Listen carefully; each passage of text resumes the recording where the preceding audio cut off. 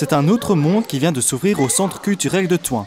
Des créatures fantastiques comme des mangas ou encore des dinosaures ont envahi l'endroit. Treillis, papier et terre sont les principaux matériaux mis à disposition des enfants qui n'hésitent pas à créer des personnages tout droit sortis de leur imagination. Au départ, c'est vrai, c'était comme des dinosaures et ensuite les enfants ont fait leurs dessins d'abord. Et dans les dessins, il y en a qui ont fait autre chose que des dinosaures, donc des bonhommes, un chien, un chat. Et bon, c'était leur idée à eux. Moi, je fais une poupée. Et comment tu fais ça? Il faut mettre le fil de fer, puis il faut mettre le papier mâché, puis il faut mettre les essuie-tout, puis on pourra peindre. Les enfants plient, collent et mettent en forme les personnages les plus fantaisistes comme les plus folkloriques. En effet, ils n'hésitent pas à s'inspirer des personnages locaux.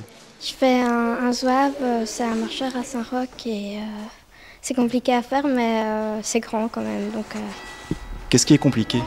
C'est de faire la stature avec le fil de fer. J'ai fait une tortue, mais il faut encore la peindre. Elle est particulière, cette tortue? Non. Au départ, je voulais la faire un peu bizarre, mais je n'arrivais pas à la dessiner correctement, alors je fais normal. Des activités supplémentaires sont proposées sur le temps de midi. L'occasion pour les enfants de faire de multiples découvertes en plein air.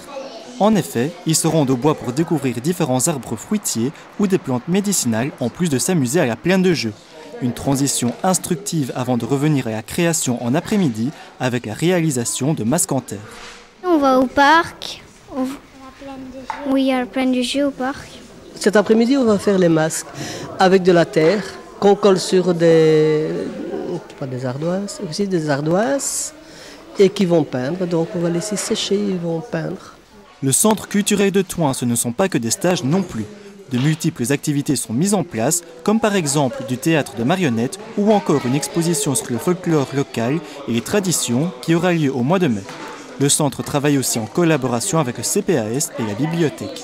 Le centre culturel rassemble d'autres ateliers, notamment il y a le théâtre, le cirque, les ateliers photo, il y a de la sophrologie qui se fait ici. Nous avons une salle à Thuilly où se passent les animations de théâtre ou même des spectacles, le week-end, différents spectacles qui sont organisés tout le long de l'année. En ce moment, on ressort du centre l'esprit imprégné de créatures fantastiques et originales et surtout la tête remplie de musique, celle des rires des enfants.